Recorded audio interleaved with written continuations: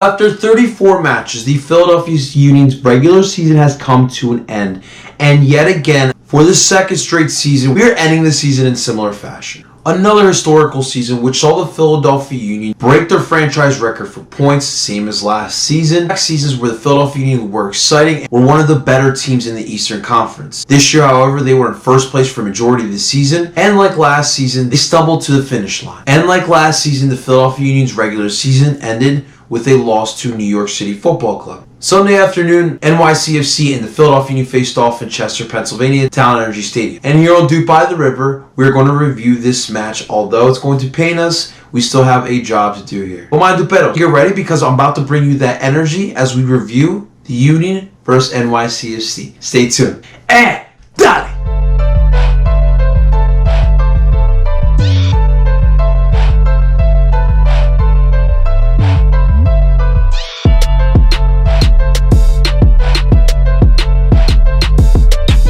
What is going on, everyone? Welcome to DOOP By The River, the show where we follow everything Philadelphia Union with me, El Parceo Philly. And if this is the first time you're tuning in or if you're returning back to DOOP By The River, I just want to say thank you for tuning in. But please, we are trying to grow this channel and we are now 6 subscribers away from reaching our goal of 100 subscribers by the end of this year. And I only have you guys to thank, but please, I can't grow this on my own. I need the help from you guys. Help me by subscribing to this channel, hitting the bell button for notifications, and sharing this video as well as this channel to help me grow soccer here in Philadelphia. And that's right, the Union finished the season off against NYCFC, which ended in a bad loss for the Union. Similar fashion to last season where we went up to Yankee Stadium and we lost 3-2-1. Now you guys know I don't like to be negative here on this show, but it just fell from the start. It was a gloomy day in Chester, to say the least. It didn't rain, but there was no sunshine, just a bunch of clouds. There was a lot of NYCFC fans down there in Chester as well. There was something that just didn't feel right. And then before the match, like legit, like 2 minutes before the match, it was decided that Kasper Schmeichel suffered an injury in the warm-ups and was not able to suit up for this match. Literally caught all of us off guard. Now, although the Union haven't been playing well in the month of September, you can say. Now, although the Philadelphia Union didn't have a month of September to remember, there was hope and there was hype going into this match. We always play better at home and we wanted revenge against NYCFC, but boy did we get our hopes up. I know for NYCFC there wasn't much to play for. They already locked up the first round bye. They're the number 1 seed in the playoffs. So we weren't really sure what NYCFC team we were going to get. But as we saw in the lineup for NYCFC and the way they played right off the bat, these guys wanted to keep us down because they know that we are a quality team. They did not want us to go into the playoffs with some confidence going in. Now let's dive into the formation starting 11 that the Union would go with against NYCFC. And with the formation, Jim Kirchin stuck with the 4-2-3-1. Now guys, if you watched the preview video I did for this match, you saw what I said and I wanted to see the 4-4-2 diamond make a return here against NYCFC. Guys, NYCFC know us very well. And every time we play NYCFC, Jim Kirchin, for whatever reason, wants to bring back the 4-2-3-1. They are expecting that, and they expected that on this day. I thought with the 4-4-2 diamond, we would go back to that high press that we always see with the 4-4-2. And I wanted to get in the face of NYCFC. I wanted to show them that here in Chester, things weren't going to come easy. If you're going to try and beat us, you have to work your ass off to do it. But that just wasn't the case. Let's dive into the starting 11, guys. And at goal, who else? Andre Blake was our starting goalie, and it was a rough outing for Andre Blake. Not a lot of this loss will be pinned on him. The first goal, it was a defensive breakdown that Andre Blake unfortunately would be the culprit of. Goal scoring got started early. Second goal, again, can't control that. It was a deflection off of Jermiro Montero's head. Can't control those things. But overall, Andre didn't have a really busy afternoon. He still held his own when he had to, but you know, obviously when you let 2 goals go behind you, you're going to receive some criticism, but you ain't going to hear it from me. All right, let's talk about this back line, guys, because goddamn, it was truly a tale of 2 halves with this back line. Starting from left to right, Kai Wagner, Mark McKenzie, Jack Elliott, and Ray Gaddis. Now, I need to start here with Ray Gaddis because In my opinion, Ray had the best match out of this back. Now, on that first goal, a lot of people are going to pin the mistake onto Ray Gaddis. But if you look very closely, Elsinho, where the hell were you at on the defense there? Now, Ray is used to playing with Alejandro Bedoya ahead of him, and Ali is very active on the defense, which relieves a lot of the pressure off of Ray Gaddis. Now, with Elsinho in there, we all know Elsinho is an attacking-minded midfielder. So seeing him drop back that deep in defense is very uncommon. But on that play, Elsinho let Sweat go, which left Ray Gaddis in a bad spot. He didn't know where to go. Sweat would have a nice pass inside the box, another one pass, and we're fine. Jack Elliott had a pretty good match as well. In the second half, he played like an absolute beast. Mark McKenzie also had a pretty solid match. In the first half, like the rest of his back line, they just couldn't gel together and things weren't really working out so well. But Mark bounced back. He had a couple big stops. He wasn't even scared to go up a little bit into the midfield, get a stop on a couple midfielders. Good match by Mark. Now, Kai Wagner, another quiet match here. Now, we all know Kai's attacking ability, but sometimes he can disappear in that aspect. And in this match, he was really nowhere to be seen. The attack, very quiet, but wasn't a bad match by Kai Wagner. Now, NYCFC knew that the right side of our defense is a weakness. They wanted to attack Ray Gaddis, but kudos to Ray because he stepped up big time to have a quality performance. They had probably the play of the match in injury time in the second half. We had Andre Blake up on a corner kick, and NYCFC's Maxi Morales was on a breakaway thinking that he would get a goal, but Ray Gaddis came from behind, hustled all the way down the field to get the stop. That would honestly be the play of the match by our boy Ray Gaddis. Now let's move into the midfield here. We had 5 midfielders again. Let's talk about those central defensive midfielders from left to right. Harris Meduninen and Jamiro Monteiro. Those 3 midfielders up top. Bafa Pico, Brandon Aronson at the number 10 role, and we had Elsinho. Now obviously with Alejandro Bedoya dealing with a quad injury, that would put Jamiro Monteiro back at that defensive midfielder role.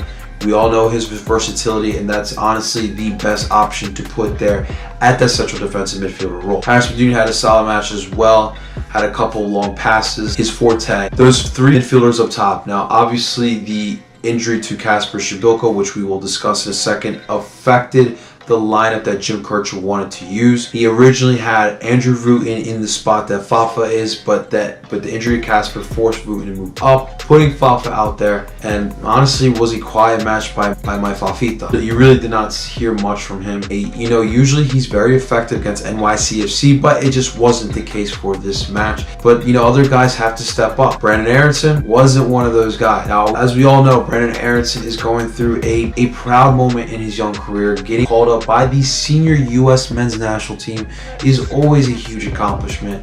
But in this match, guys, my man got man. This is an 18-year-old boy playing in a man's game, and that was clear as daylight. Now, Dome Tarrant, you had to believe, made a game plan to try to disrupt Brandon Aronson. They got physical with him. They got in his face. It affected his play. He wasn't as effective as he was because the minute he had the ball, there was an NYCFC defender right on to get possession back. To be quite honest with you guys, I'm happy Brandon Aronson is going through this right now. He has to go through these bumps and bruises right now because he's still young and he's still not fully developed. But these are moments that are going to help him with his development. He's going to learn from these moments. He's still got to, grow into his body. But I have all the confidence in the world. Brandon Aronson is going to continue improving the way we have seen. Now, Elsinho, to be quite honest with you guys, Elsinho hasn't been effective in a while. Jim Kirchner wanted to put him in the first half, try to get that jolt and attack bright and early in this match, but it just wasn't working. I just think that teams are starting to figure him out. Just get a little physical with him, get in his face, don't give him space to work with, and you can contain Elsinho that way. That's definitely a concern because he earlier in the season he was an X factor for us.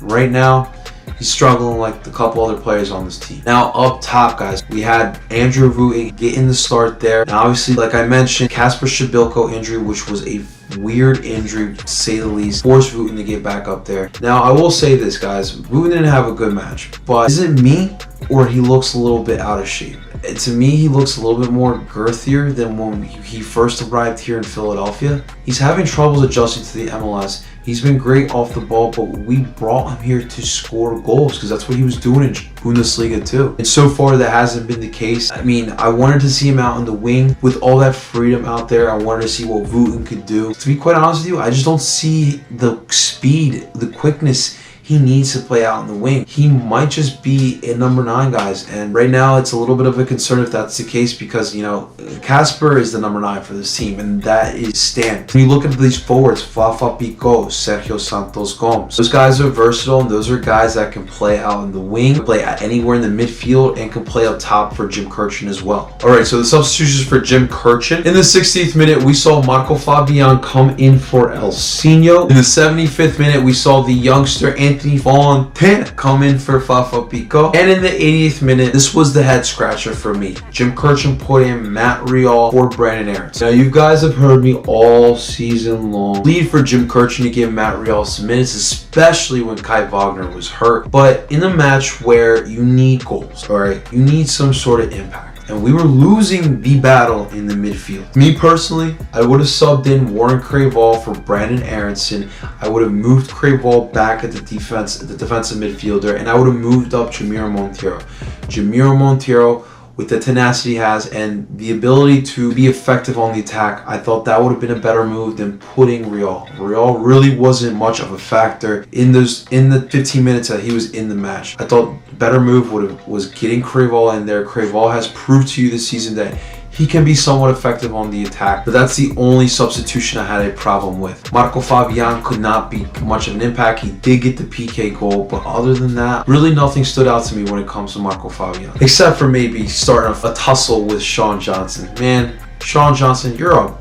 Alright guys, let's talk about this match here because off the bat, I won't lie that the Kasper Shabilko news kind of trickled around the stadium. I could definitely see all around me that you could see in people's eyes, like they were definitely a little bit worried knowing that Kasper wasn't playing, and it kind of left our stomachs a little unsettled. So right off the bat, NYCFC brought the energy. They were pushing the ball, they were out aggressive, and they were rewarded. In the 7th minute, NYCFC took advantage of our back line with a couple 1-2 passes. Ronald Matrita of NYCFC found the back of the net to put NYCFC up 1-0 in stunning Talent Energy Stadium. We did not expect NYCFC to jump ahead like that. 15 minutes later, NYCFC Ismael Juri would kick a ball that would deflect off Jamiro Monteiro's head and float into the back of the net. Nothing Andre Blake could do on that play, putting NYCFC up 2-0. And at the end of one half, guys, honestly, NYCFC dominated the match. It definitely took advantage of us. We looked hopeless. We looked like a team that didn't deserve to win. Now, Jim Kirchen did his best, like he's done all season long, to get in those boys pumped and ready for the second half of this match. And in the second half, we did see a different Philadelphia Union team. We saw a team that was more hungry and they were getting after it a little bit more. They weren't scared. They battled, they fought, they clawed back. And after we all started losing hope, 86th minute, Ray Gaddis with a smart heads-up play was able to draw a handball, giving us a penalty kick with 3 minutes left in regulation. Marco Fabian would put the penalty kick in the back of the net to cut the deficit 2-1. Now 3 minutes left and 5 minutes of injury time. It was go time. The Union were doing everything possible to get a goal in. Kai Wagner and Ray Gaddis playing up high as well. The Union were chipping and clawing back. We had a nice heads-up play by Ray Gaddis, hustling down the field, stopped the breakaway goal by Maxi Morales. But in the end, the Union just did not have enough gas in the tank to get this job done, and we would fall to NYCFC and on decision day and for the second straight season. Man, that hurts. After losing to NYCFC the way we did earlier this season, we should have won that game. And then coming back home, last match of the year, we were fighting for the second seed, and as well we were fighting for pride. Guys, this is Philly, this is New York. Where are the bragging rights? Where's the pride here? I really did not feel that. And you know what? Not just the Union I'm going to call. I'm going to call out the rest of my fans. You guys can watch all the fun I had with the match day episode for the NYCFC match. I just put that up yesterday. I will leave a link, but definitely check that out. I took a risk. I brought a ski mask, knowing what that meant to the city of Philadelphia. I wore all black. Just tried to set the tone. I want us to be an intimidating home field advantage. Why I wore what I did. I wanted to bring some energy, but Rivers End was quiet. I didn't feel the energy come from anyone. There was people sitting in Rivers End. And to see NYCFC sell out not one, two sections, they were jumping over. They were bumping over there. We allowed NYCFC to come into our house and take over our house. I don't know about you guys, but that does not settle well in my stomach. And when we look at the stats in the match, it does not make me feel any better at all. Because the Philadelphia Union had 14 shots, 5 of them on target, and had only 45% of possession. While NYCFC had 16 shots with only 3 of them on target and had 55% possession. NYCFC overall was the better team in this match. I don't remember the last time I've said that on this show. Maybe the LA Galaxy match early on in the season, but even the matches that we shouldn't have lost, like Montreal and Chicago, we saw spurts and I felt like we could have won those matches, but I truly and honestly don't believe we could have won this match. I'm honestly not gonna lie to you, I think I'm starting to hate NYCFC more than I hate the Red Bull. Just how I feel. I hate New York. Alright guys, so the playoff picture is set. The standings are set. So let's just talk about the seedings that we have in the Eastern Conference. Going into the playoffs, number 1 seed, as we all know, NYCFC. NYCFC finished the season off with 64 points. Have the home field advantage, have the first round bye. If they actually have home field advantage, we will see. That will be determined on the New York Yankees playoff run. We did not expect this type of season from New York. In second place, we have Atlanta United with 58 points. They did beat up on New England Revolution on the last match day of the season, sending off Michael Parkhurst in class act like Atlanta always is. In third place is our Philadelphia Union with 55 points. In fourth place, we have Toronto FC with 50 points, jumping over DC United on last day, who have 50 points. They will be the 4th seed just by 1 goal and the goal differential. Gotta love the MLS. In the 6th seed in our first playoff matchup, we will discuss that in a second, is the energy drink team from North Jersey with 48 points. And to round out the Eastern Conference playoffs is the surprise New England Revolution. Just locked up that last spot in the Eastern Conference. They finished this season off with 45 points. Alright guys, like I said, Union first round matchup is against the energy drink team from North Jersey. This will determine to see if this is a real rivalry or not. The Union need first round win against the Rebel, but we will discuss that in the match preview coming up next week. Guys, I know this loss sucks. Trust me, it really hurt walking out of Talent Energy, especially me, going into second half Sunday afternoon with the ski mask on. I know everyone thought I was crazy, but you know, I was just taking a risk, guys. I love my team. I just wanted to create some energy. If you guys want to check that out, that is all on the match day against NYCFC. Definitely check that out. Got a cool little interview with the Soccer Cooligans. It was fun hanging out with Paul Catrino from Views from the Bridge and everyone's favorite Twitter account, Mike Thomas. That's all behind us now. Regular season, we have to forget about it now. What happened. Right now, we have the playoffs, and we have to look towards this match because this is a very winnable matchup, and this is a matchup that we all want to win. I know Jim Kirch is going to get these boys ready. We, as fans, have to get ready to cheer on our boys and bring those positive vibes, guys. Come on, bring them out. No Negadelphians over here, only Posidelphians. But guys, those are my thoughts on the NYCFC matchup. In the comments below, I want to hear from you guys. Vent to me. Let me know how you guys feel. I bet you guys are feeling very angry. Let me know in the comments below. And please, guys, you like what you see here? Help me grow this channel. We are trying to get 200 subscribers, and we're only 6 subscribers away. And I only have you guys to thank, but we're still trying to grow this.